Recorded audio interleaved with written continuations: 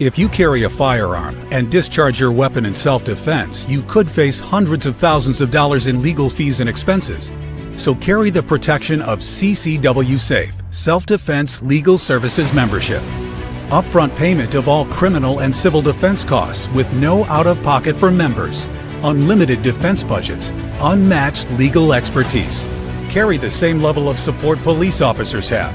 Carry CCW Safe, the highest caliber. Hey, good evening, everyone. Welcome to Survival Dispatch. I'm John Wheaton, founder of Righteous Savages and your host for tonight. And joining me as usual is my good friend S2, intelligence officer extraordinaire, and just a proud patriot American. How are you tonight, brother? I'm hanging in there, man. Yep. So real quick before we get started, if you guys are interested in more of the info, more behind the scenes of what we do here at Survival Dispatch, you guys can become a Guardian. The Guardian is our Patreon sign up and behind the scenes subscriber base, and you guys can get a lot more than what you get here for free on these platforms. You get our daily SITREP, which is what we base our entire show off of. Everything that is on the show is in the SITREP. You guys get that prior to, of course, tonight it was just about a half an hour prior to showtime, but typically you get it in the middle of the day so you can peruse all of that information and get ahead on what we're going to talk about. You also get the 11 a.m. Eastern Time Aftermath with Chris Heaven, the one and only CEO of Survival Dispatch, and he does an awesome job. That is for our Guardian tier subscribers only, and it happens on right here on Survival Dispatch on Saturday mornings. You guys get a private link that takes you to that stream, and it's just a really cool behind the scenes kind of more informal event every week on Saturdays. You also get our 228 page survival guide that will help you guys through any kind of survival situation. And it's a great tool to have in your toolbox. You also get access to our emags at discounted prices. A lot of money went into creating those, and they're a great resource for all of you guys. Our mission is to dispatch information to fellow Americans and friends of America to empower our fellow Guardians to help save the Republic and Christian culture. So without further ado, we are going to kind of start where we left off on Sunday. If you guys were on the Sunday show, we talked a lot about the history of China and what led us to this trade war. And I want to give you guys an update because a lot of stuff seems to be happening on a daily basis with this. So we're going to get into that and talk through kind of the current state of the trade war. So as everyone knows, the U.S. escalation, Donald Trump has increased tariffs to China, Chinese imports at an effective rate of 145%, citing national security and the need to address trade imbalances. This is based off of trade deficits that we have had with China for decades now. And this is a massive, massive issue. It's one thing if you guys know kind of how global trade works, you have surpluses and deficits on a regular basis, but that should be a revolving window, really. It should not be one country completely in a deficit at all times. So in response, China has raised its tariffs on U.S. goods to 125%, affecting a wide range of American imports.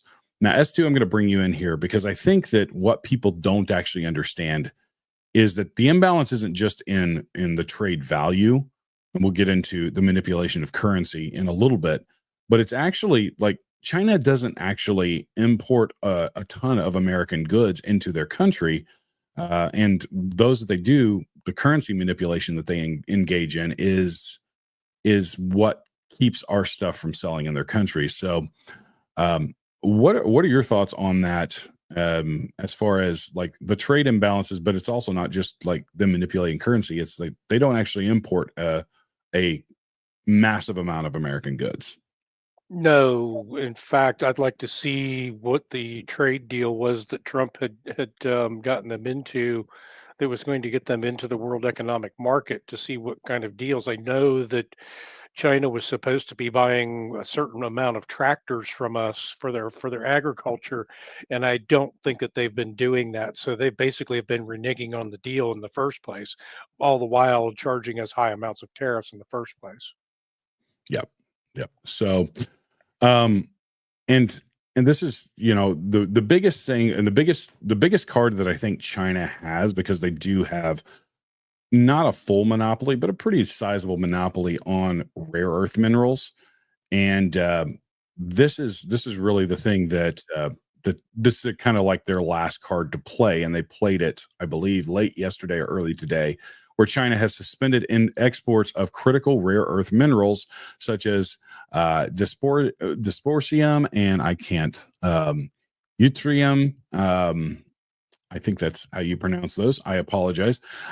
Should have actually plugged those into a pronunciation machine, which I have to do with some of these words, which is essential to U.S. technology, defense, and electric vehicle industries. Well, So, I want to chime in yeah, here on this. absolutely. That's actually not everybody's saying that out there on X all over the place is that they stopped their um, shipment of rare earth elements. So that's not the problem. Okay, we have rare earth elements here.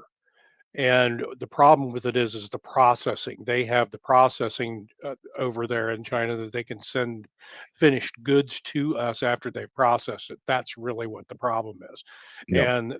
And the other thing that they've done too is they've actually halted the shipment of ball bearings over here as well. That's a relatively new development. Yeah, and what's really interesting is the U.S. used to be one of I think they were the number one producer of ball bearings back in like the 70s and 80s, and then this massive push to move all of that stuff overseas. We used to have Well, insanely high levels of manufacturing in those industries in the Well, United but States. as far as ball bearings, that's not really going to be a critical thing for us coming from Correct. China because we also have those imports coming from other countries as well. Like Yeah. I think Vietnam. Sweden's also one of them that they come from. We do have manufacturers here. We have Yep. Himkin and those folks here. So Yep.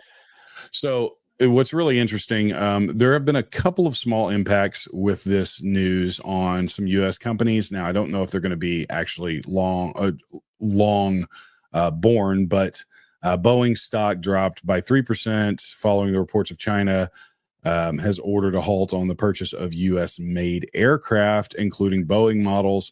So they've halted some of their purchases of this kind of thing, and I don't know how long lived this is going to be, but it is, something to think about. Um, so in the article that I had is asking me to pay for it now. So I apologize for that. But I'll give you a little secret how to get yeah, around yeah, that go later. ahead. Okay. But we actually manufacture and buy a lot of aircraft between the military and commercial um markets. So I don't think this is going to be necessarily something that's going to bring the aircraft industry to its knees. 3% drop. I mean, that can happen for various reasons. I don't think it's something to be alarmed at. But China is alarmed, and this is what's going on with them. Um, this is from Reuters. UBS lowers forecast for China 2025 GDP growth to 3.4%. So that's a drop. It's down because of this tariff war, citing prolonged tariff increases between China and the United States.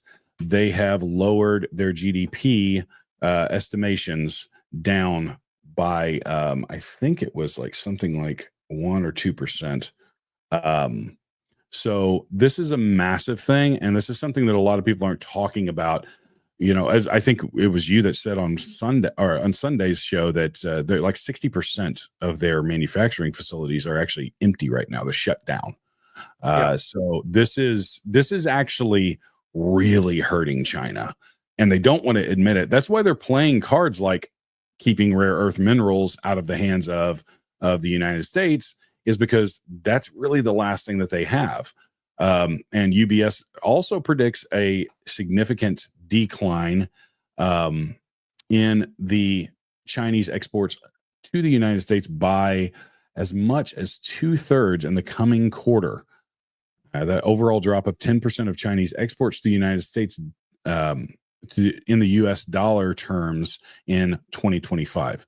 That's huge. Like dropping that export by 2/3. A lot of people don't realize how much we actually buy from China. It's a lot. Well, And and dropping that, there's also something else that a lot of people aren't talking about right now. They're not talking about infrastructure items. So, little story back in 2019, there was a massive transformer that was seized by Trump's team, and they discovered a secret backdoor switch inside it that could turn it off remotely. And that transformer was made by China.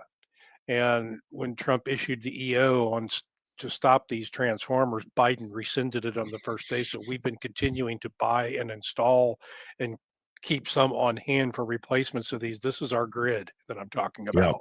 yep, yep, So when we start talking about supplies that keep our infrastructure running, anything from internet to communications to the electrical grid, that's of great concern because we no longer manufacture these transformers here. yep, yep. And that's a massive deal for emergency situations. And I mean, don't put it past them to do something like an EMP attack to hurt us. I mean, this kind of stuff can happen. And I know it's kind of one of those things is like, oh, that's conspiracy theory stuff. No, they're backed against a wall. And what people don't realize is like 10%, 2/3, that kind of stuff. It's huge because when you actually understand that China manipulates their currency, which puts them at a point where they're actually operating on extremely thin margins in their exports. So you start cranking that down, it affects them very quickly because they don't have margins for error in a lot of ways because they already manipulate their currency. And we'll get into the details on that soon. But yeah, that's one of the big issues. And here from the Wall Street Journal, they're actually talking about 10 to 20 million Chinese workers involved in the U.S. bound exports could be adversarially affected by the trade war.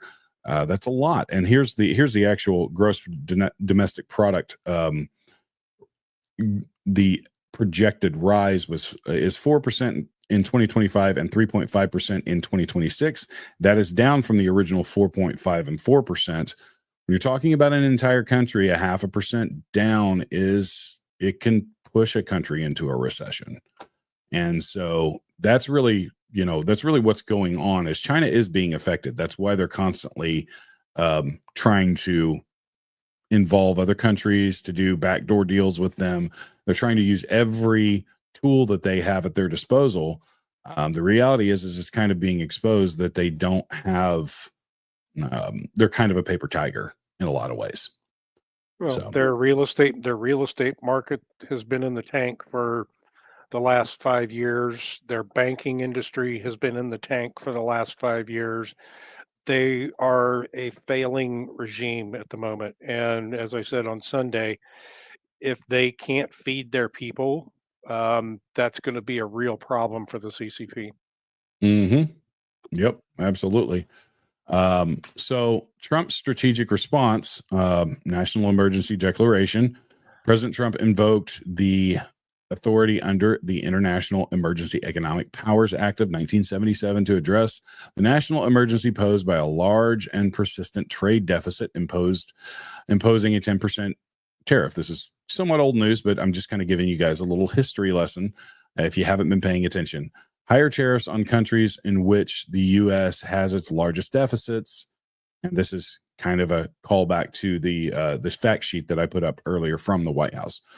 So tariff exemptions, the administration temporarily exempted certain consumer electronics like smartphones and laptops from the new tariffs to mitigate immediate economic impacts. But that was actually on Sunday rescinded back into, they're just getting moved over into a different bucket of tariffs. not necessarily being canceled. The word from the White House currently is nobody's getting by with this stuff. So And they're not getting by. They're not getting by with that little loophole that they were running either. With the anything under $800 was going to be exempt from that. So they've closed yes, that loophole as well. yep, So all your and little Temu orders and your yep, AliExpress orders and those things, those are included in that. yep. And so now there's investigations into critical industries going on, and Besant and some of the others in the administration are looking into new probes into the semiconductor and pharmaceutical industries underway, potentially leading to further trade restrictions. And this is that Besant is wanting, he's hoping that the 90-day pause window will make progress, and as Trump presses China.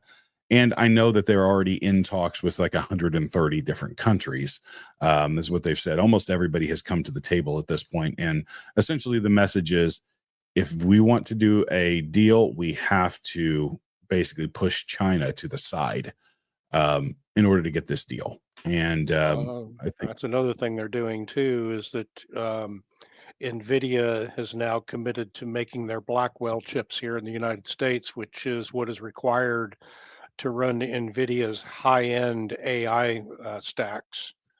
yep, So that's another biggie right there, because Taiwan Semiconductor is moving here. So yep, the only way they're going to be able to get those AI chips over there is for us to ship it over to them. And if they want to tariff us on that, fine, you get no AI chips.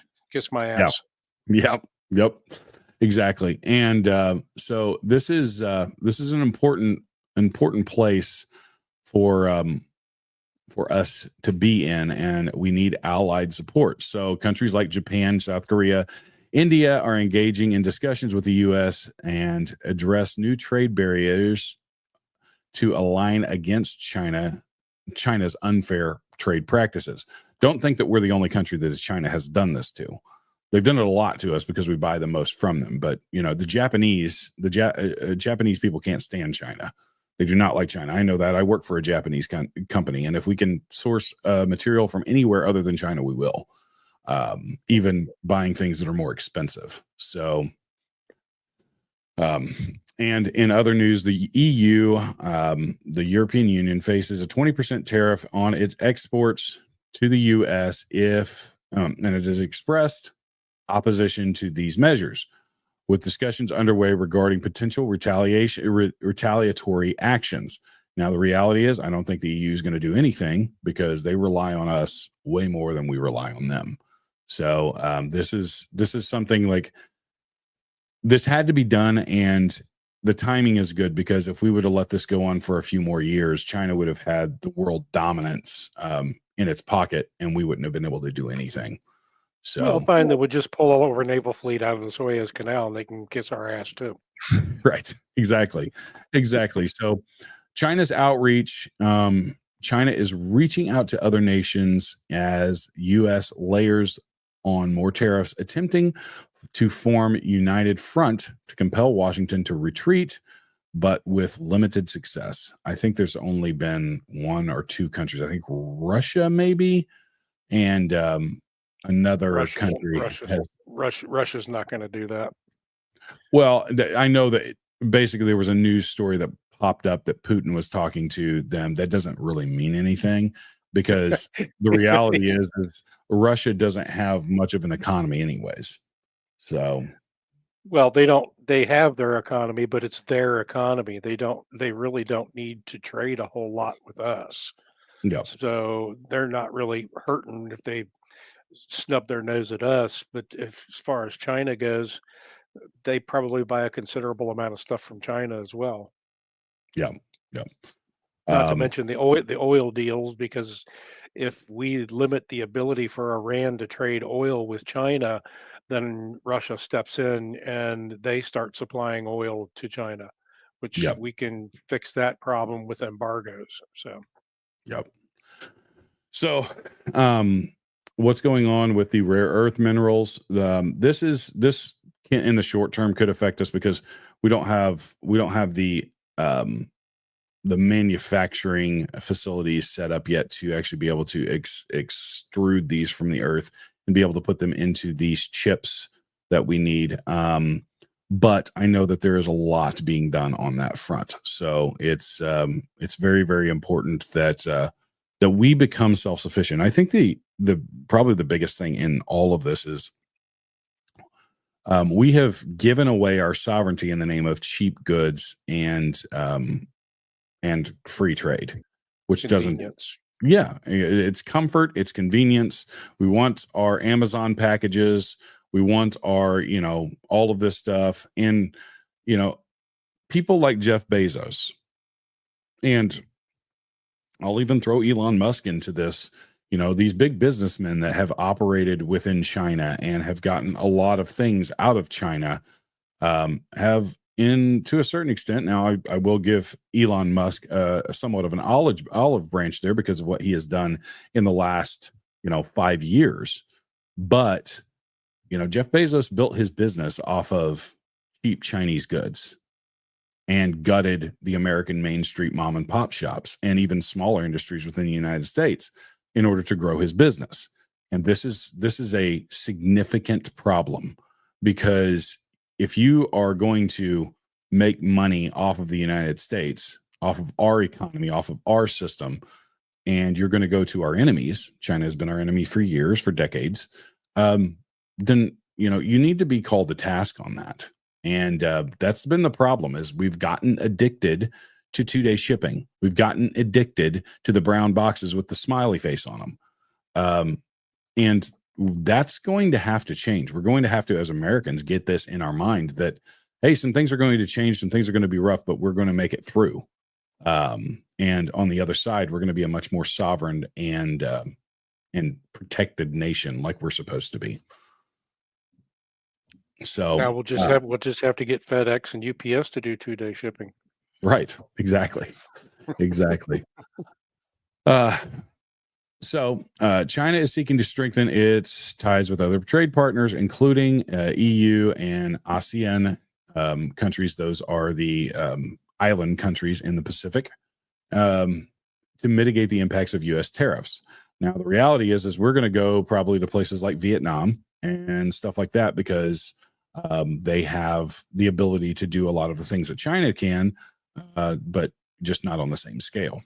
So domestic stimulus, to counteract the economic showdown, China has planned additional fiscal and monetary stimulus, including a potential 1.5 trillion yuan package mid-year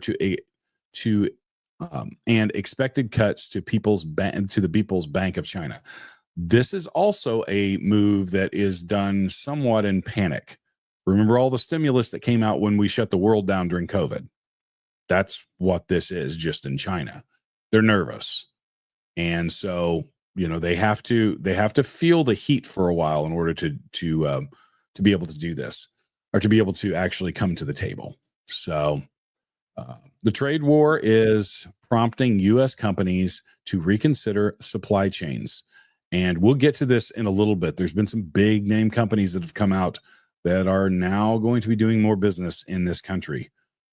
That's good for us. With some beginning to shift manufacturing back to the United States or to other countries. So in the national security concerns, the reliance on China for critical materials such as rare earth minerals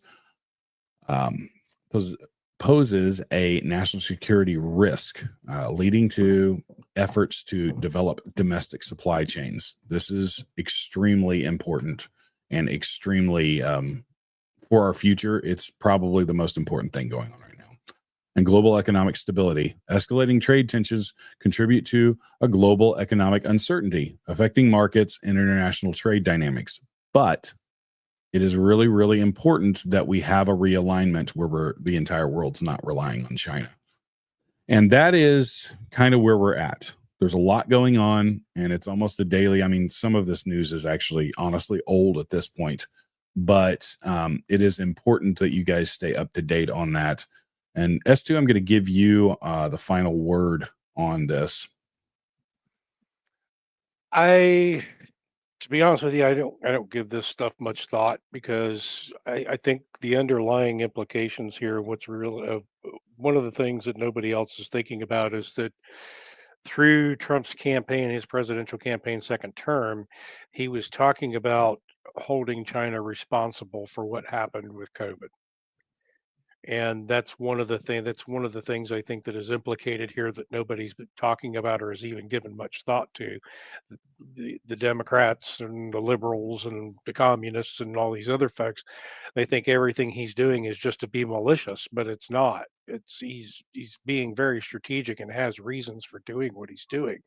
And I think one of the biggest reasons why he's doing what he's doing is because of that lab leak situation, not a lab leak. And the other piece of it is I think he sees, like we see, the manipulation of China's currency. We also see where they have basically reneged on their trade deal that Trump set up, and a lot of the stuff that Biden had rescinded. So now we're having to play catch up. Yep. Yep. Absolutely. And thank goodness that he won the election last November in a resounding fashion, because we would be in a world of hurt if Biden was there. Because, like all of our other politicians that we've talked about, Biden and a lot of others were being paid off by the Chinese to look the other way.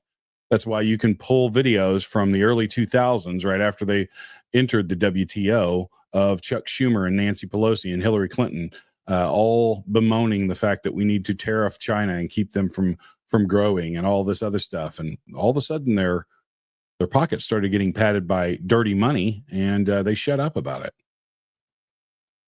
and wanted us to focus on Russia, which is not really a geopolitical threat at all. So, it's kind of crazy, but that's really where we're at. And that's the main story of where we're at with the global trade war and everything like that. I know it's a little bit shorter chapter 1, but I wanted to give you guys an update there as so that you know what's going on.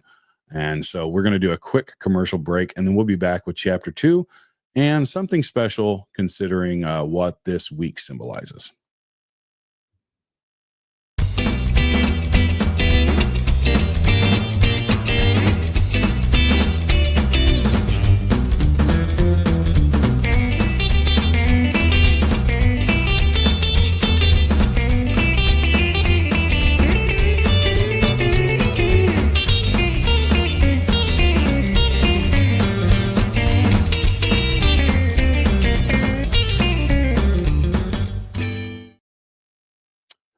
And that is Performance Triggers, one of the new sponsors here on Survival Dispatch. They make great triggers, and you guys can get 10% off with the code SD10 at performancetriggers.com. So go check them out. They have just about everything you could want in triggers.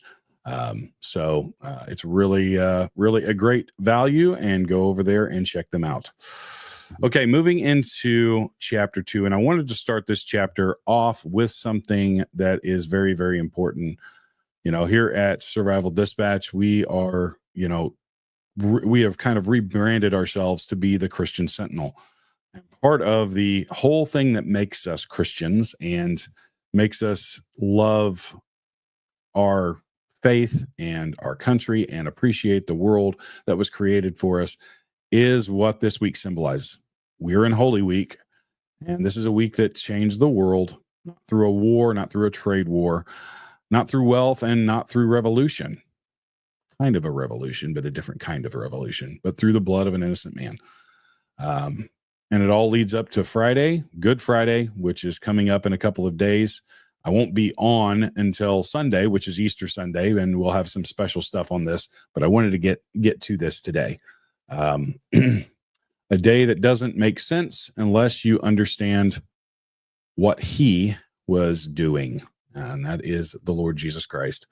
Unless you understand that, unless you understand what you are, we live in a world that avoids pain at all costs. We just talked about that. We are addicted to comfort, that runs from suffering, shrinks back from sacrifice, and worships comfort as if it's a god. But Christ didn't run. He walked toward this. He embraced this. He chose the cross. And here's the hard truth. No one wants to say anymore, if you're a man of faith, if you're a woman of faith, if you're a person of conviction, a person who is prepping his home, his family, and his heart for what's coming, then suffering is not your enemy. It's a part of your calling. Christ didn't promise us safety. He promised us victory through obedience, and the obedience was the cost. So as we look towards Good Friday and the shadow of the cross looms long, I want to ask you this. Are you prepared to endure when the pressure comes? What, not just in this world, but in your soul? Because survival isn't just about ammo counts or bug out routes or about fortifying but it's about fortifying your spirit to stand when the world shakes. And what Holy Week reminds us is that real strength does not look like dominance. It looks like sacrifice. And the only true hope in a collapsing world is a Savior who already beat death and is laying his life down first.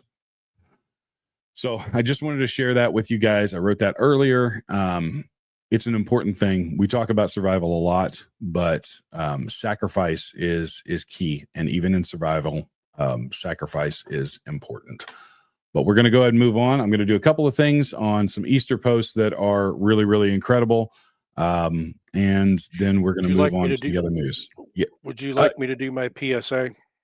Yeah, let me do a couple of slides and then I'll cue you in on that. Okay. So give me just 1 second. I'm going to run through these real quick, just kind of informational stuff, and then we'll roll into that.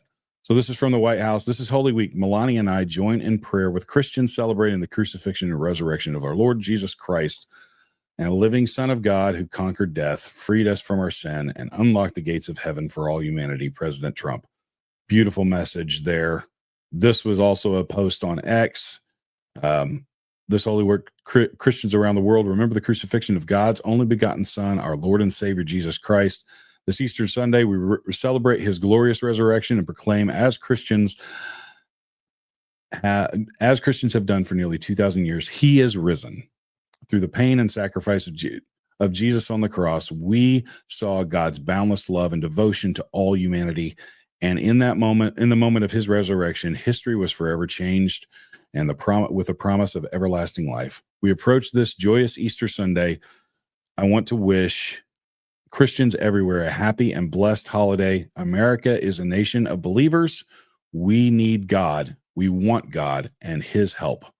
We will make our nation stronger, safer, and greater, more prosperous, and more united than ever. Thank you, and happy Easter.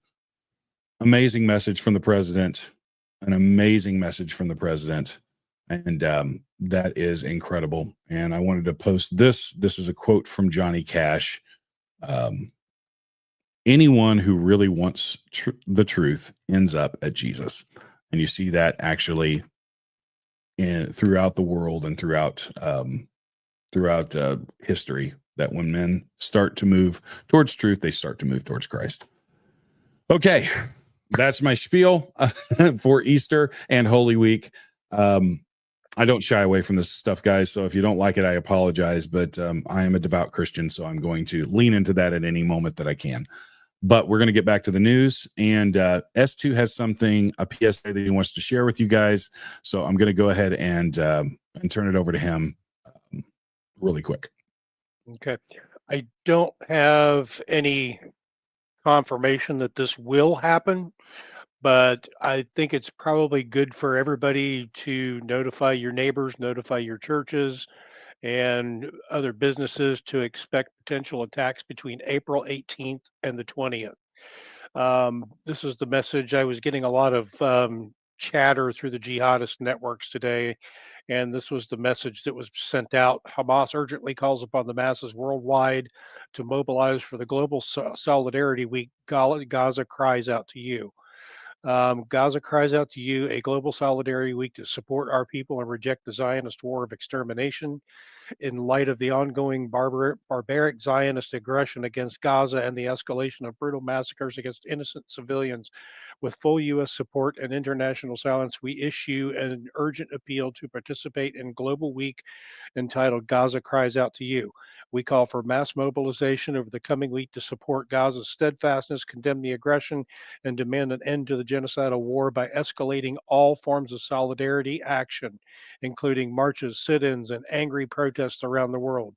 We declare Friday, Saturday, and Sunday, April 18th to the 20th, as days of global anger against the occupation, rejecting both U.S. and the international community's complicity.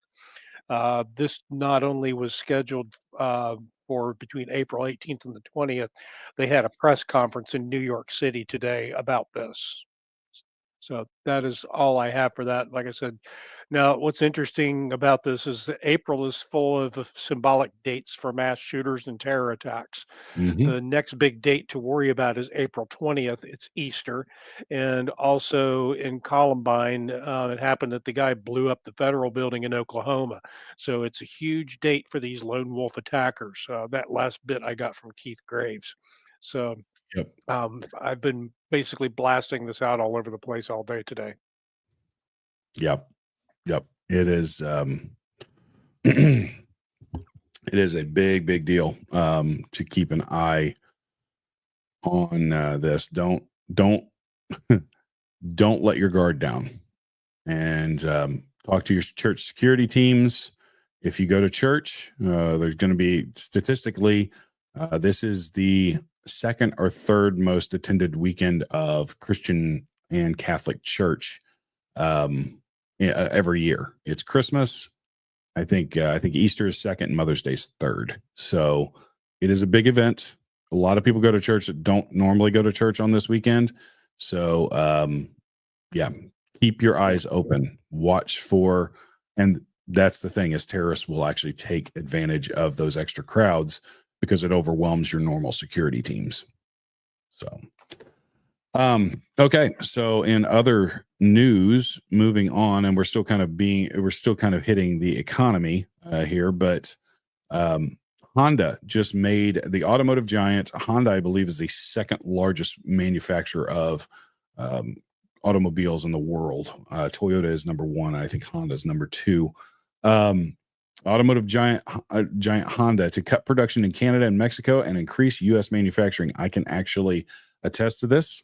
For those of you that don't know, I work for a company that is 40% owned by Toyota, and I think we're like 20% owned by Honda. So those are our two biggest customers, and there has been a lot of shifts. They are looking to move a lot more here into the United States, which is a huge deal. And oddly enough, Honda actually is the most American car in the United States. Yes, yeah, them and Toyota, ironically, yes, and I do engineering work with both of those companies. So, and here's another one: Taiwan chip giant drops $100 billion on the U.S. semiconductor. Total investment hits $165 billion. TSMC just doubled down on America's chip game. The Taiwan-based giant is pumping $100 million into U.S. operations, adding 3 new fabs, 2 advanced packaging plants, and a major R&D center in Phoenix, in its Phoenix footprint. You can see here, this is the site and the planned site. This brings the total U.S. investment to a staggering $165 billion for the largest foreign direct investment in the United States. Tens of thousands of high-tech jobs, 40,000 construction gigs, and Arizona crowned as the microchip capital of the West. Huge deal. Any reactions to that? Yeah, that goes back to what I was talking about with the Nvidia chips. Well, Like I said, where we're in the race with China over AI, we're going to have a serious technological advantage over them because those chips will be developed. Well, they're already developed. The Blackwell chips are actually already in manufacturing process, but if we move that manufacturing here, which is what they're planning on doing, then we will have the upper hand in that particular area where Nvidia is concerned. Yeah. So I just, as you were talking, you segued perfectly into my next article here. Nvidia to invest 500 billion into U.S. AI supercomputers. This was announced yesterday sometime. So Nvidia commits $500 billion to build AI supercomputers plus in the United States exclusively. This is big and exciting news. All necessary permits will be expedited and quickly delivered to Nvidia as they will to all companies committing to the part of the golden age of America. I do think it's very interesting, and as to, I know you probably have some stuff to say about this, that in the midst of all of this craziness, Trump is getting deals. When he actually promised we could be seeing a new golden age of America, this is the kind of stuff that builds that. When you're investing that amount of money into our economy, that is insane. And it could spur, because we also have, the Congress is working on giving bigger tax cuts to both corporations and individuals and making them permanent tax cuts. This is the kind of stuff that explodes economies in a good way. And we could see something that would make the boom of the 1980s be dwarfed in comparison. What are your thoughts on any of that stuff? Well, they're kind of blowing this out of proportion here when they say supercomputers. What people need to understand is that I'm trained in AI, by the way, Yep. AI infrastructure and operations. Um, what people need to understand is that these are not massive computers. What they are is racks and racks and racks of small pods that are interlinked into their Nvidia GPUs, which is their Mhm. graphical processing unit that actually offloads all of the processing, or it offloads a portion of the parallel processing that's done and allows those GPUs to process that information a lot faster. Now, AI at the moment doesn't have, it has some practical uses at this point in time, but by and large, right now, a lot of people are just playing around with it, using it for Yep. text and video and graphical images and things like that. But it does have some usages in, like for instance, Elon's self-driving car that's AI powered. Mhm. Um, but you have all of these models that are out there that people have to train, and that's what they train these models ahead of time, and then they load them into these machines so that they're able to work coming out of the gate. Yep. So like I said, it really all depends on where they're going to be used and how they're going to be used, that is going to make them practical. And that's where I see where we have limited usage of AI right now for practical uses in industry. The medical industry uses it for imaging analysis and things like that for cancer.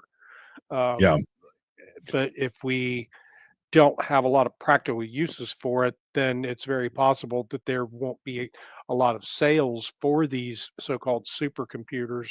And I'm giving the flip side of all of this right now, Mhm. is what I'm looking at. So you have to sell something in order to make your investment back. Yep. Yep. 100%. 100%. Um, so what do the voters think of all this? So here's the thing. The media is spilling its guts over the trade wars and the tariffs and all this stuff. Most of the everyday people I talk to, they understand better than a lot of these people that are investing in Wall Street, because this is a move to help Main Street, not Wall Street necessarily, and to build back what was gutted by China. And the American people are responding. Here is the latest polling, and Trump hit a record high approval post tariff. So this is really a week and a half after tariffs. He is up to 54% approval. Young voters, 18 to 29, love him most, giving him a massive 64% approval. That is insane, because that's the demographic that the Democrats are trying to always court. And he's holding strong with independents at 48% and crushing it in Republicans at 94%. Trump's chaotic style, voters see it as action and they're backing him. It's I very, I think very interesting. I think young people are getting behind him more and more now, particularly from the millennial generation. Um, and I think that has a lot to do with the fact that they've I used to work with a lot of young folks, going out to airsoft fields and things like that, and I would always hear them talk so bad about how bad the world is and everything.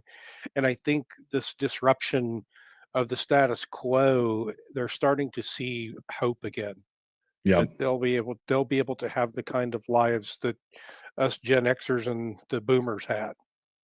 Yep.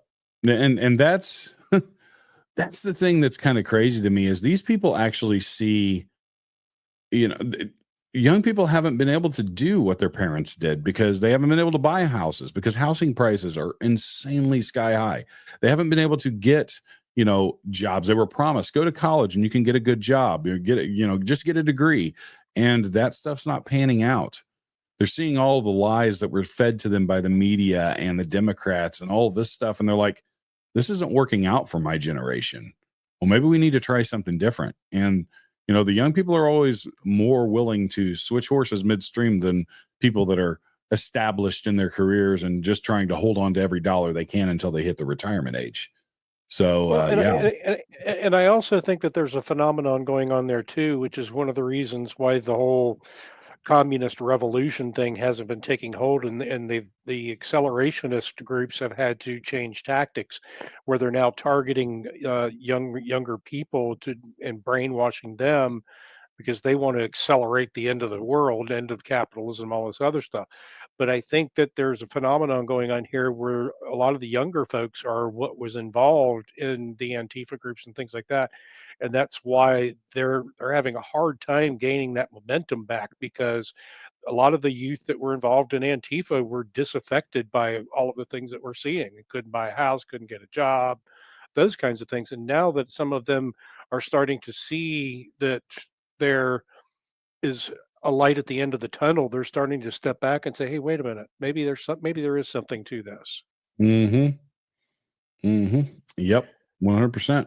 100%. So in in other news, this is so insane to me. Democrat Senator Chris Van Hollen is Lord, not him again. has just announced that he's going to El Salvador to beg for the release of the MS-13 gang member. This has been going on for a while, and yeah, this guy was deported because he was an MS-13 gang member and he was, a threat. But the woke left cannot allow this to happen, so they're literally begging for a guy who was identified as an MS-13 member to be brought back here and released in the United States. This is why the Democrats seem to be hemorrhaging popularity on a daily basis. Let's watch this video, a minute 37. I saw the comments of President Bukele, and I look forward to meeting with him. I've requested to meet with him. I reached out to the ambassador here to ask to meet while he's here. But I've also made clear if we can't meet here, I do intend to go to El Salvador to discuss the release of this individual who is illegally detained, a Maryland man who's the father of 3 in a notorious prison in El Salvador. And I believe the president of El Salvador will recognize why it's important to allow him to return to the United States of America, because it is absolutely unjust and illegal to have this Marylander detained one more day in a notorious prison in El Salvador. Of course, President Trump could have just said, bring him home. Of course, he could have done that. But this is an administration that has lied about Mr. Abrego Garcia, right?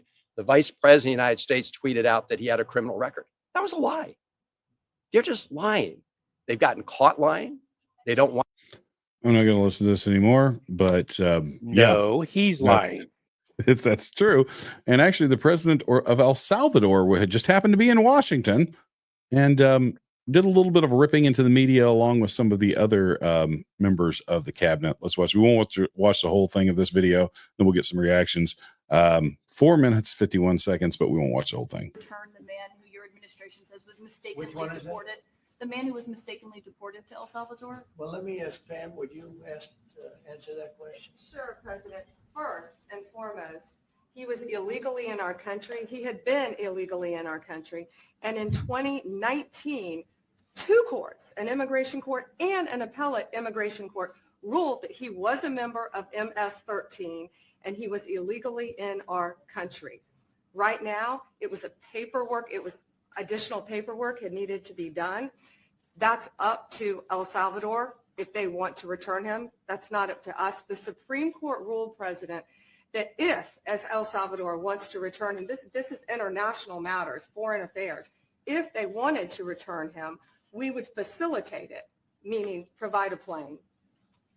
So will you return him? And you are doing a great job. Thank you. Stephen Miller, wait a minute. Can you just also respond to that question? Because, it's asked by CNN and they always ask it with a slant because they're totally slanted because they don't know what's happening. That's why nobody's. John, turn the volume up on this a little bit. Yes. Oh, So, all right. as Pam mentioned, there's an illegal alien from El Salvador. So with respect to you, he's a citizen of El Salvador. So it's very arrogant even for American media to suggest that we would even tell El Salvador how to handle their own citizens as a starting point. As two immigration courts found that he was a member of MS-13. When President Trump declared MS-13 to be a foreign terrorist organization, that meant that he was no longer eligible under federal law, which I'm sure you know, you're very familiar with the INA, that he was no longer eligible for any form of immigration relief in the United States. So we had a deportation order that was valid, which meant that under our law, he's not even allowed to be present in the United States and had to be returned because of the foreign terrorist designation. This issue was then, by a district court judge, completely inverted, and a district court judge tried to tell the administration that they had to kidnap a citizen of El Salvador and fly him back here.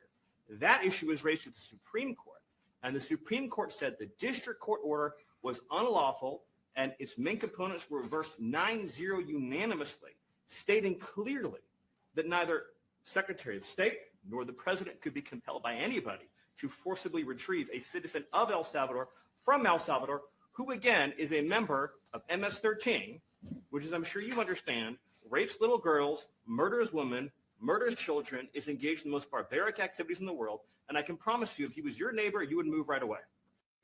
I'm going to stop it there. I apologize. Some of these videos don't have great volume, so I apologize for that. I'll try and from now on to find some with a little bit better volume. But it continues on. That's well worth. And if you guys want to watch the whole video, sign up for the Guardian package, the Guardian subscription, and you can get access to all of these links and be able to watch them at your leisure.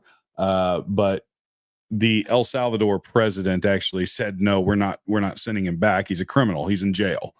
So What do you want me to smuggle a terrorist into the United States for you? right. It's insane. This is the media, guys. This is the Democratic Party. This is you want to know why you guys lost an election resoundingly when you had everything stacked in your favor. It's because of crap like this and the transgender madness and the rainbow jihad and the embracing of terrorists. You've made every wrong decision and you expect the American people to continue to just lop up your slop, but that's not what's going on. And people are turning against you in droves because you continue to push these narratives, and it's insane. Well, when the mainstream media is talking to you, you're talking to the CIA. You're not talking to the actual media. Right. Yeah. That's absolutely true.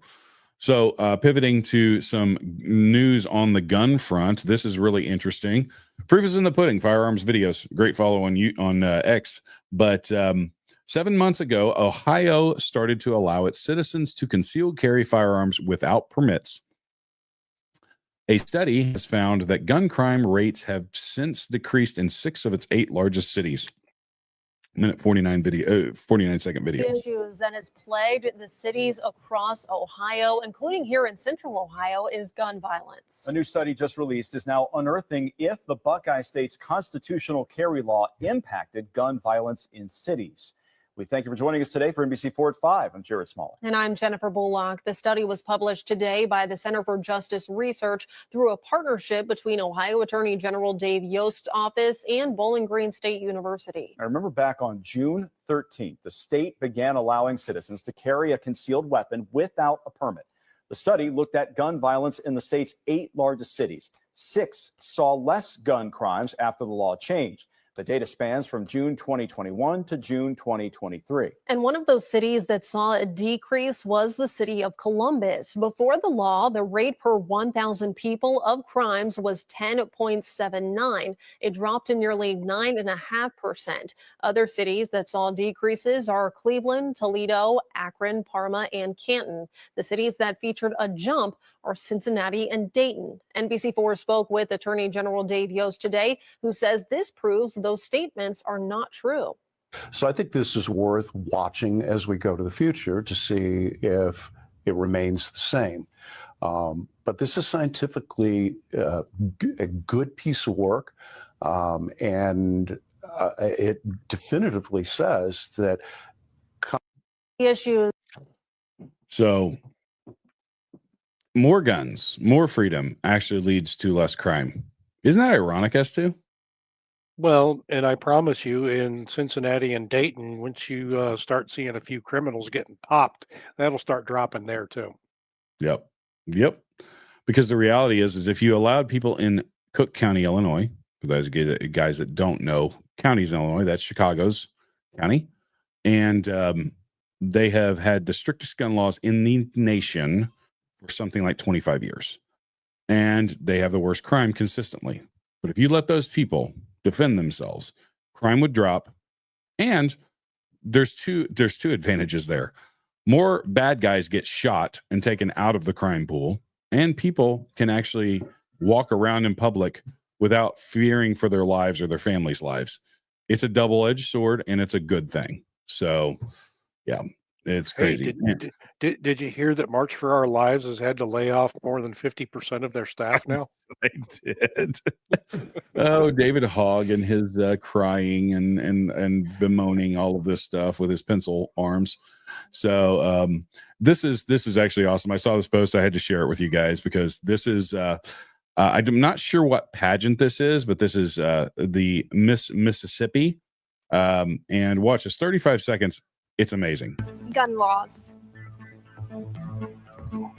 As someone who grew up in a home with guns, I learned at an early age how to load, how to fire, and gun safety. And I think that education should be available to everyone. I believe that we should require people to pass training and safety courses before they're allowed to purchase a gun and before receiving a permit. I think it's important that we not ban guns because obviously people will find a way to get what they want anyways.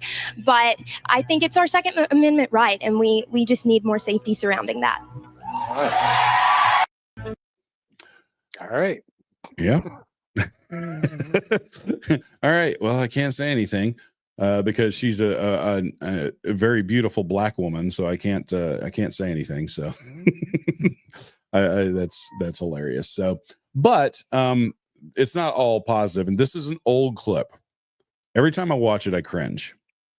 To give you a backstory on this is a CNN article on semi-automatic weapons like the AR-15 and how dangerous they are. This is a combat expert medal winning general right here. He's retired now, but this is a general in the Army and was an infantry commander at one point. 30 seconds and be prepared to cringe. I wanted to fire this on full semi-automatic. This is the AR-15. Right. A lot of people semi-automatic buy this just because it's cool and they want to appear like soldiers. Now those are single shots. If I wanted to fire this on full semi-automatic, all I do is keep firing. Now I won't probably hit the target when I do this, when we look at the target later on, but I'm going to fire about 5 shots. Okay. It's a weapon designed to inflict maximum damage. I'm going to pause it here. Dude, you suck. He is shooting an AR-15 at 25 yards in an indoor range. Look at that freaking, my 12-year-old could put all of them in that light blue square. with my AR-15. Like I And said, like dude, he wasn't you even suck. securing he wasn't even like pulling the gun into his shoulder. It's just like rocking him back. Like if you've shot an AR-15, I've seen guys that do like the recoil thing where they put it on their chin and they fire it. Yeah, it's got recoil, but it's minimal. And like this is such disinformation, misinformation. It is garbage. None of mine had that much recoil. Right. Because you know how to shoulder a freaking firearm, S2. That's that's an Army combat commanding general with an expert combat infantryman medal. I looked him up. Who thinks he can fire a semi-automatic on full semi-auto? Full semi-automatic. Oh my goodness. Is there a half semi-automatic? Right. Oh my gosh. I like these people like render themselves intellectually moronic, and we don't even have to do anything. We don't even have to debate them. They do it on themselves. So hilarious and also sad considering that was an Army general. This next one is guys, you know, April 15th is tax day, and I didn't want to go through a show on tax day without having something that talks about taxes. So this guy has some very, very interesting input on property tax and vehicle tag renewals. So let's watch this video, 1:42. Do you know how absurd it is that we have property taxes and vehicle registration every year? I want to set a scenario for you real quick, just to see how this feels. Imagine you want a brand new laptop and you go to Best Buy and you spend $1,500 cash and you buy this laptop. And you go home and you open up the laptop that you own, that you worked for and you bought and you owned and pay taxes on, and you own it. And the next day you get a letter in the mail from the IRS, and the IRS goes, hey, we saw you bought a $1,500 laptop. You owe us $10 a month in perpetuity. And if you don't pay the $10 a month, we're going to take your laptop. So you're basically just renting it from us. What if you rented an apartment and bought a $1,000 sectional couch, and you're so excited and you're sitting on that couch and there's a knock at the door and it's an IRS agent going, hey, we saw you bought a $1,000 couch. You owe us $5 a month in perpetuity. And if you don't pay the $5, we're going to take your fucking couch. That's what they do with housing. That's what they do with our vehicle. You can work 30 years, pay off your fucking house. It's worth $400,000 and you have to pay $500 a month in perpetuity. And the 500 goes up every couple of years. And if you don't pay it, they can take your fucking house. With our car, we register it, get our license, we pay tax, which I agree with. But then every year we need to renew our tags. And if you don't renew your tags and spend $150 a year, you can get pulled over, potentially lose your license, and be fined. We don't even own our vehicle. We don't even own our houses. These are the most intrusive taxes. It's the freedom part for me that pisses me off. I was just thinking about that. I go, how bizarre would that be? With everything we bought, if we had to pay $1 or $10 or $30 a month, and if we didn't pay the government, they'd come and take our property. But yet we allow that with housing and cars. Preach. Can't argue with him. Nope, not one word. And that's what's totally insane. You know, I think when you get to a certain age, that kind of bullshit needs to stop, because you get to a point now when, and I'm not an advocate for Social Security, so I'm probably going to get a lot of hate mail about that, but I'm not an advocate of it. But when you got a lot of people that are on fixed income at a certain age, they get to a point where they can't afford that stuff anymore. And they may have a house that they've lived in for all of their life, that their parents built for them or built or whatever. Been in the family for generations. Yeah. And when they get to a certain age, they can't afford to pay those property taxes. And I see this a lot, particularly when they start coming around doing valuations every 4 years, and they jack up your value of your house. So that jacks up your freaking escrow that you have in your house. And it also, if you're still paying for your house, if it's not paid off, jacks up the escrow in your house, and it jacks up the insurance cost on your house. So then you eventually are pretty much taxed out of your house. So they're going to get you, either pay the tax, they take your house, or they just tax the hell out of you, and you end up having to sell your house. Yep. 100%. It is a racket that the government engages in, and they screw over people that have worked hard and been responsible their whole lives. Just insane. Next, we're going to go to what Charlie Kirk does best. And this is rather hilarious and sad at the same time. But he is debating this girl on gender, I think. But it gets a little confusing. Can you tell me what a woman is? Whoever wants to be. I don't care. But that's silly. Anyone can become a woman, but that still doesn't tell me what the woman is. Like, when is womanhood achieved? I don't know. Womanhood isn't like, that's not a concrete thing. No, it's actually like the most concrete thing is male and female. I mean, this is the most fundamental truth of existence, that there's male and female. There's nothing more simple, more important, more foundational. That's not true in many other animal species. No, we're not other animal species, right? Let's stay focused on Homo sapiens. Like, there's nothing more fundamental than the male-female Well, distinction. you're talking biology. Why can't we talk about biology? No, fine. Talk about biology. Biologically, what is a woman? Biologically, women don't exist because women is a gender concept. Okay. A woman is a female, period, definitionally. So let me try to build this out. You say you're gay, so you're lesbian. It's fine. Great. So you're attracted to women, right? Mm-hmm. So you do know what a woman is because you're attracted to them. I'm also attracted to trans women. You're attracted to trans women. Yeah. You're attracted to men too. If you get into a trans woman and you see a penis, you're cool with that? Yeah, it's a woman. So you actually are attracted to men. Maybe you're not gay. No, I'm not attracted to men. I'm attracted to a woman with a penis. Well, hold on. If you have sex with a trans man, you then have sex with a penis. So maybe you're not so gay after all. What a trans man would be otherwise. No, a trans man is a fake man, so it's a woman. No, that's So, wrong. A trans man I is always get someone this. who went female to male. Oh, I got it. So Woman is male to you're not attracted to trans women.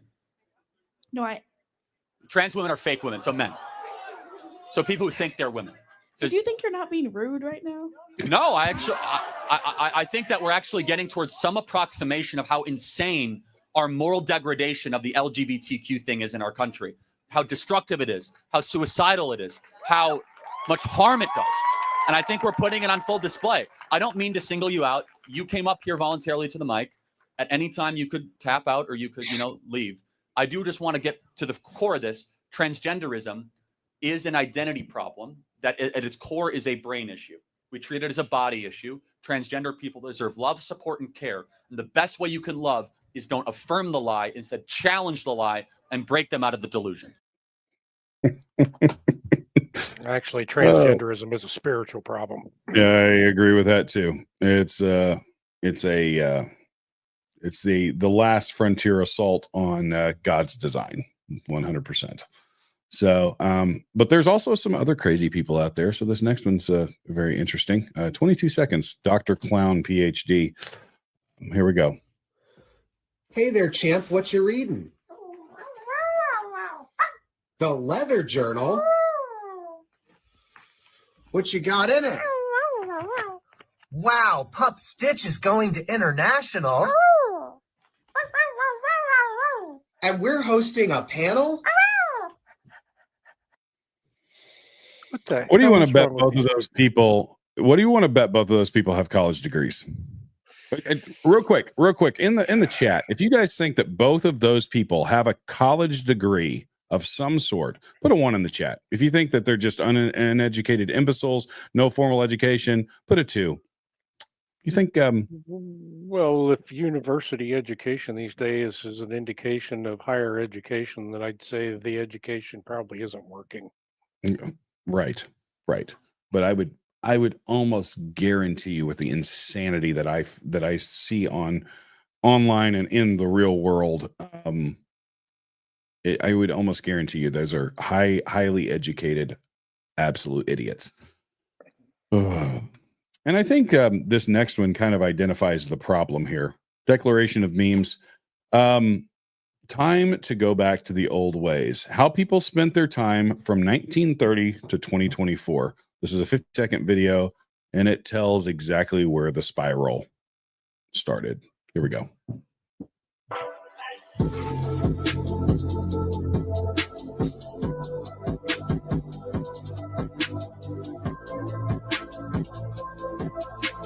Looking for 1960s.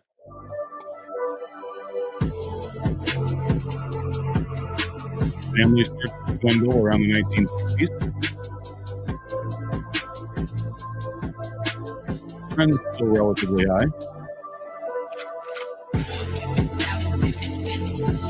Now you see the big problem.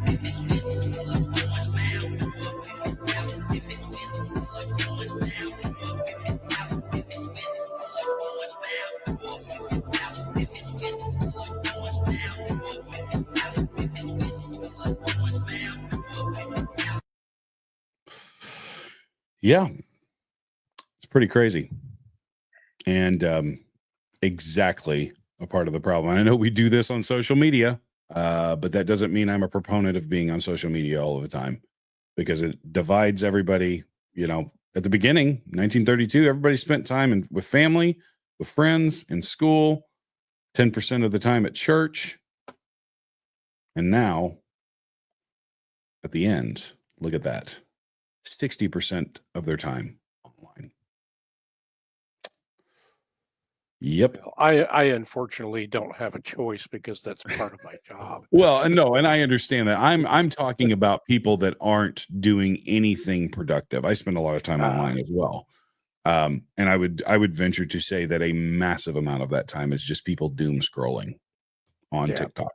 Most of my time is spent reading. Yes. And finally, the end of chapter 2, and I posted the one of the girl on Sunday that had revealed to her boyfriend that she had slept with 10 guys in one night. Well, for those of you that don't know who Lily Phillips is, Lily Phillips has exploded onto that may be a bad term to use considering, but onto the online sphere for her notoriety of sleeping with, first it was 100 guys in a day, and now she has done 1,000 guys in a 12-hour period. That's not possible. I am just taking their word for it. Obviously, don't watch that stuff, but this is a revealing video. This was an interview that she did. If you have young children, this is a cautionary tale, and it also tells you do not give your kids access to the world via phones or any other devices. Watch this, about 2 minutes. I probably watched pornography first when I was maybe 11. And so I've always known about it. I've always knew it was a thing. And I always thought it was very normal to watch. Right. But if you started watching it at 11, Yeah. I mean, that is so young. Yeah. And you say it's normal. Can you describe how it has influenced you and your brain and your outlook on sex? You know what? It actually made me really sex confident and learn a lot of things. I mean, that's mostly how I learned through pornography. And I do think it has a positive effect on me, just in terms of like understanding things a little bit more. Right. But as we know, what we see in pornography online can be extreme. Is not normal. It depends what type of pornography you're watching. That's what I would say. Okay. And when you look back and reflect on the fact that you had access to this pornography and were looking at it from the age of 11, and not just you, any Gen Z who's got a smartphone. Yeah. Does that suggest to you that maybe your generation has been let down by politicians or the tech companies or even parents? I think it's hard because sex is a part of life, and I don't. But think not when you're 11. But I think you should be learning from it from that age. I do believe that, because that's when you start to think about things like that. But learning, maybe not via learning, pornography? yeah, maybe not learning from pornography. But I do think understanding it more from that age would be helpful. Is there a direct link between you watching pornography as you grew up and the decisions you've made to do what you do now? I think maybe. I mean, I don't know a life without pornography, so maybe. 1,000 guys in 12 hours. Can she still walk? Yeah. And Yes actually put out, Yes actually did the math, and that's accurate. I've seen interviews of people asking her, well, how did you do it? And it was like, well, you only have like less than 2 minutes per guy or whatever. I'm like, wow, that's insane. But it was all because, I mean, you heard her basically say, yeah, I was educated by pornography on my smartphone, and I don't see any problem with it. That's morally bankrupt. Morally bankrupt. Me love you long time. Right. Oh my gosh, man. Like, what are we doing? What is the world coming to? It's broken. And I've said this, I've bemoaned this many a times of like, man, I am nervous about the world that my kids are going to grow up in. And it's to me, Gonna get worse before it gets better. I am sadly, think I agree with that statement for sure. So, but we're going to go ahead. That's the end of chapter 2. If you guys can, I know like it's easy to say skanky and all that stuff, but man, pray for that girl. Pray that like she has a life-changing moment, because man, that's After just all, bad. who else do we know in the Bible that was a whore? Well, that's true. That's true. That did one was in the genealogy of Jesus, but man, it's just a sad world. But we're going to move on to chapter 3 and kind of have some fun with a few things. And you guys, I love pets and love animals, and this is just hilarious.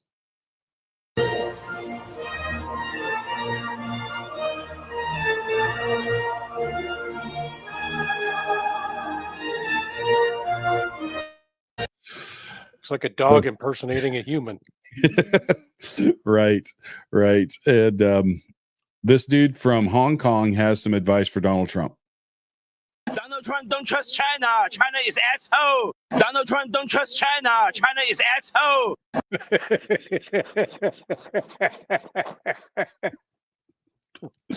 That's an oldie but a goodie, man. That's an oldie but a goodie. Oh, hilarious. So this is, and I don't know this comedian's name, but this is really, really funny. 51 seconds talking about conspiracy theory. And every parent can understand that. Yeah. Oh, that's good. That is so good. All right. Moving on. If you're a Star Wars fan, we did a little bit of clicked the wrong thing. Of reimagining what Chewbacca would sound like if Arnold Schwarzenegger did Chewbacca's voice.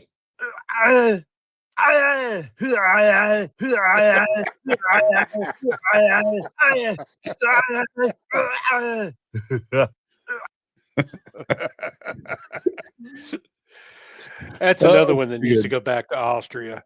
Yeah. And here you go. This is a filter, but I don't think she saw it turning out the way that it turned out. So this is one of those filters where you take a picture and it looks like you're flying. Here we go.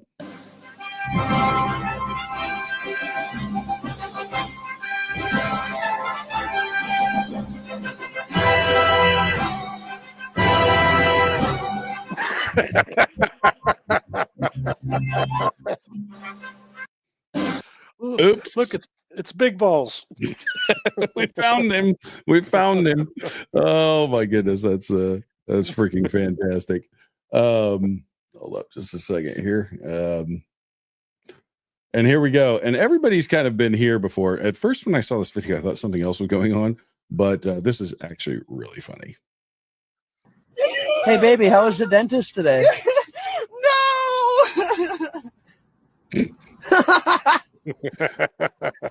Can you give me a nice big smile? Oh my God. I can't stop laughing. When the numbing doesn't work once, not twice, 3 times the charm, you lose your face. I can't tell if you're crying or laughing.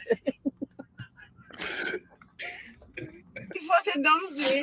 There, and I can feel the tears running down my eyes. And he's like, "So when you get home, don't be alarmed. It's gonna look like you've had a stroke."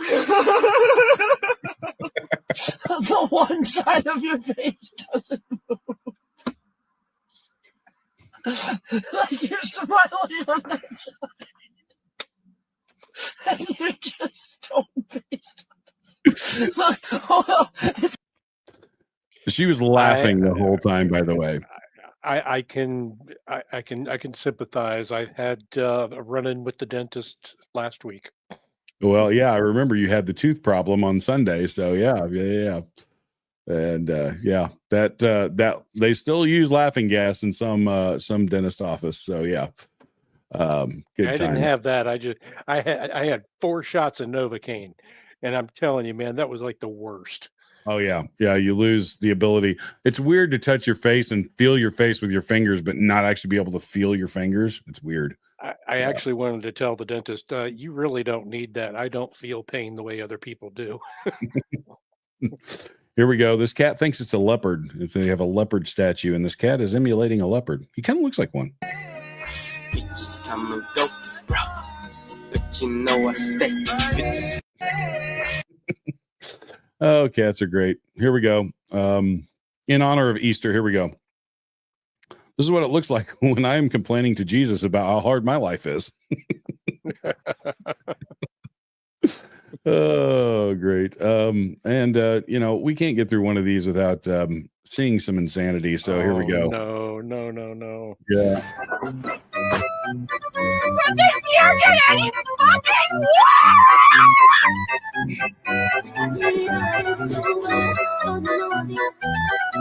People are really out here saying that trans Chuchi is the inferior product. I'm sorry. We have the designer, expensive, bougie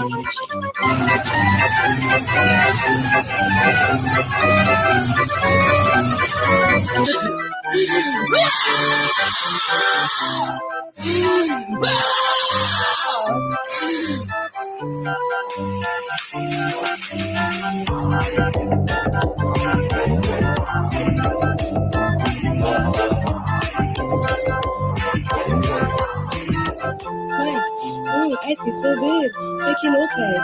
Slay, huh? I'm going to stop it there because I can't take any more. Yeah, thank you. Yeah. So, anyways, back to the fun. Here we go.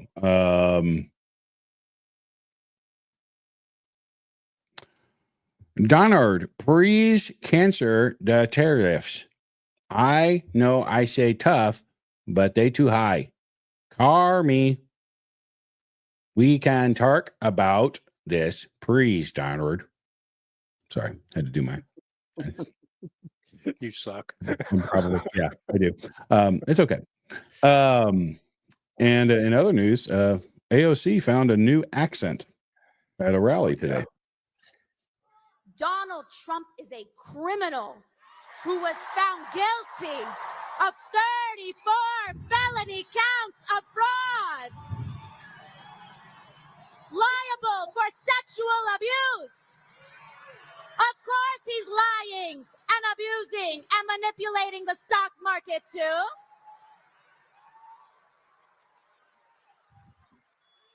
When he talks about rapists and criminals, he should look in the mirror.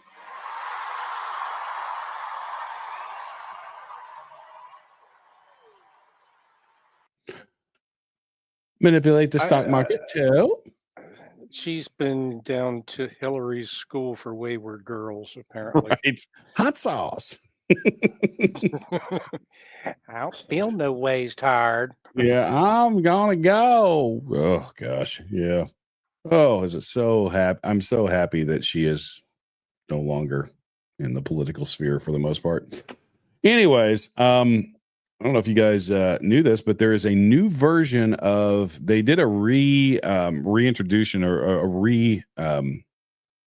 reopening of the Disney Snow White movie, and I think it's actually way better than the first. So let's watch this real quick. This is a clip from the new release of Snow White. Here we go. I kind of want something other to eat. French fried taters. You got any biscuits for sale in there? Well, no, this here's a Frosty Cream. We don't serve biscuits. We got a lot of other stuff, though. What you got in there is good to eat? Well, we got Big Sheep Burgers, Bongo Burgers, Footlongs, Corny Dogs, Frosty Shakes, Creamy Bars. Did you want me to go through the whole list? Reckon what you like to eat in there? Well, the French fries are pretty good. French fried potatoes? Yep, French fries. Need some mustard. How much you want for them? Well, they're 60 for the medium and 75 for large. I reckon I'll have me some of the bacon.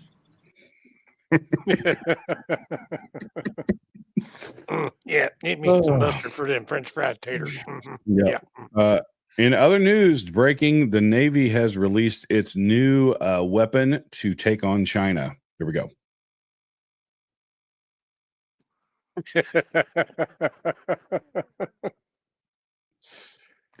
Shoulder fire missile launcher. I swear you won't get hurt. In other news, Giga-based dad posted this. This is what happens when you don't give your kids an iPad. Here we go. Nope, not seeing it. Oh, yes, sir. Yes, sir. Let me start that over. I just realized I didn't click on the thing. So here we go. 3, 2, 1, go. Let's go, buddy. You got this. Come on, man. Quick, quick, quick. Yes, sir. Yes, sir. Yes, sir. Beautiful. Come on. Let's link it out. Woo! Let's go. Gorgeous, man. The Gorgeous. next American Ninja. Hey. Right. There He it looks is. like he's 6. Yes, sir. Let's go. That's I awesome. remember when I used to be able to do shit like that. Now it hurts me Right. to just watch it. Oh, and here we go. This is the ultimate double loan. Here we go. Click on the thing. I did it 2 times in a row. Hold up. Yeah, it just kills the dramatic effect. Here we go. Excuse me. Pick a number from 1 to 1,000,000. 5. Congratulations. Here's $5. Oh my gosh, you're stupid. Okay, your turn. Pick a number from 1 to 1,000,000. 6.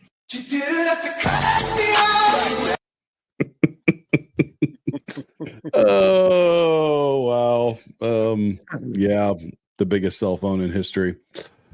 All right. I'm going to close out with a kind of a turn back to what I talked about earlier with this being Holy Week. And this is one of my favorite preachers, Vodi Bakum, talking about Jesus, Almighty God. And then we're going to close it out. I just wanted to give you guys just something to go into the week to reflect about. So ending a little bit more on a serious note. Here we go. Everybody loves Jesus as long as you don't define who he is. Listen, if Jesus is just a good man and a good teacher, even a good prophet, he is completely acceptable. Mormons and Muslims alike love Jesus.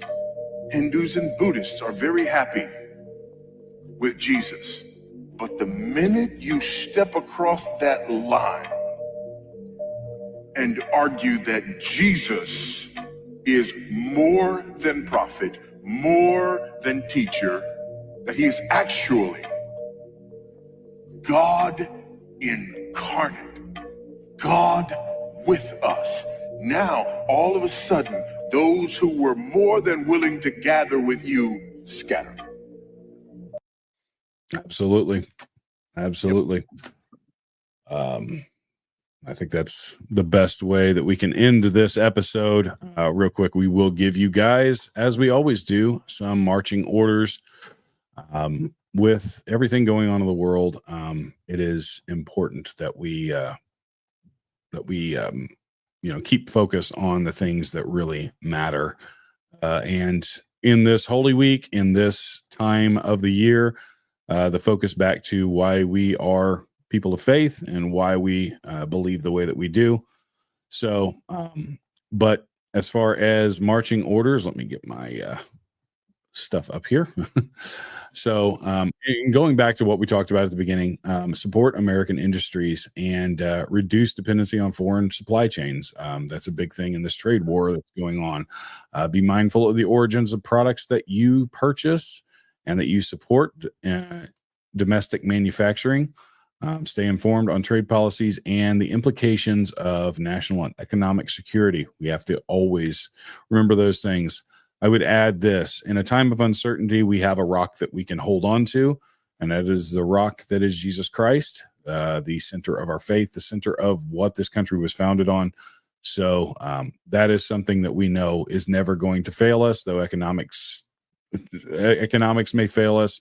Our leaders may fail us, but we know that we can trust in that. S2, anything to add? Well, in the vein of watching what you buy, sometimes you don't have to buy anything.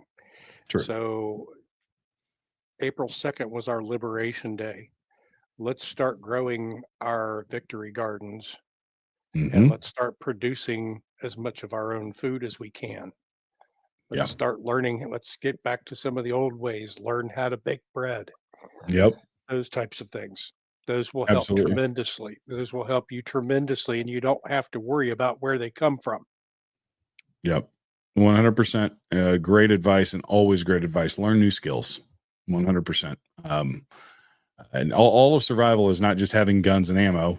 I wish it was, because I'd be totally good, but no, it's a holistic approach. So real quick before we let you guys go, Patreon and Substack, the Guardian tiers on both of those are available, $9.99 a month, and you get access to the SDN Aftermath on Saturdays, the private insider webinar that we give to you guys every week.